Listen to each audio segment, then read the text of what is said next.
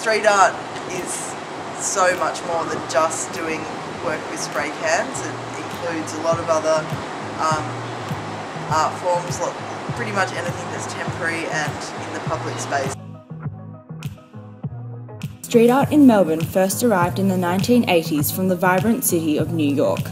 What started as trainway scrawls, political slogans and silent protests gradually took on an artistic form which created a whole new subculture in Melbourne. By the end of the 1980s, street art was at its peak and started to attract international artists such as Banksy, Black Larat and Deface. By the 21st century, exciting new forms of street art started to pop up, such as stencils, stickers and paste-ups. Nowadays, street art is at the heart of Melbourne's pop culture and tourism and is regarded almost entirely as art. This attitude towards street art has changed as people have begun to recognise the artistic element of it and local councils have also become more accepting of it. The Melbourne City Council has long regarded street art as a form of vandalism, as shown in the lead up to the Commonwealth Games in 2006, where laneways around the city, including Hosier Lane, were wiped clean. They cracked down on street artists, many of whom were sent to jail. Currently, the Melbourne City Council has changed its attitude towards street art, and this is what they had to say. So more recently, instead of having graffiti removal for street art, City of Melbourne's actually gone ahead to encourage street art. We've got something called a street art commission and certain areas within the CBD in which people can actually go and conduct street art. So places like the Grave Street, Hosier Lane in the CBD are areas where people can actually go and demonstrate their art instead of it having to be graffiti and then having for it to be removed. Not only have councils adopted a more open attitude towards street art, so have the public, with street art galleries popping up across Melbourne.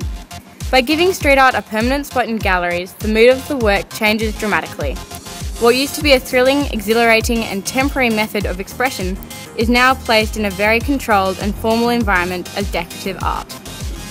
What do you think about having street art in galleries? I think it's a good idea. Yeah, you can preserve it rather than getting tagged, I suppose. In my opinion, street art belongs on the street. Driving the demand for street art in galleries is the more positive attitude the public has adopted. Although there are still people who dislike it, the majority are much more open to it.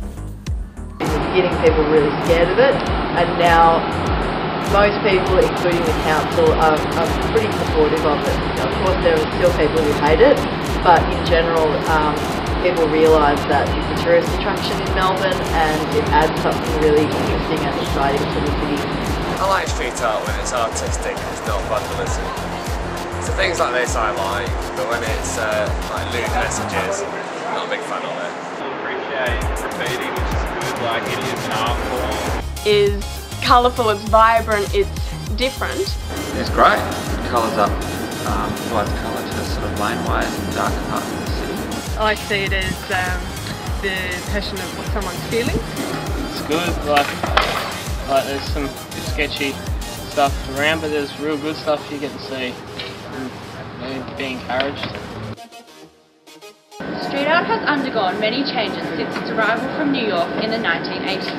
What started as ugly scrolls has developed into a dynamic, vibrant art form, celebrated by councils and the public alike. These days, street art is more accepted in the wider community and has become one of Melbourne's most popular tourist attractions. The future of street art, much like the art form itself, is completely unpredictable. We could see a move to galleries, or an increase in commissioned art, or it might just stay the same. What is for certain though, is with new generations taking up the spray can every day, street art will continue to flourish and evolve. And that's a wrap!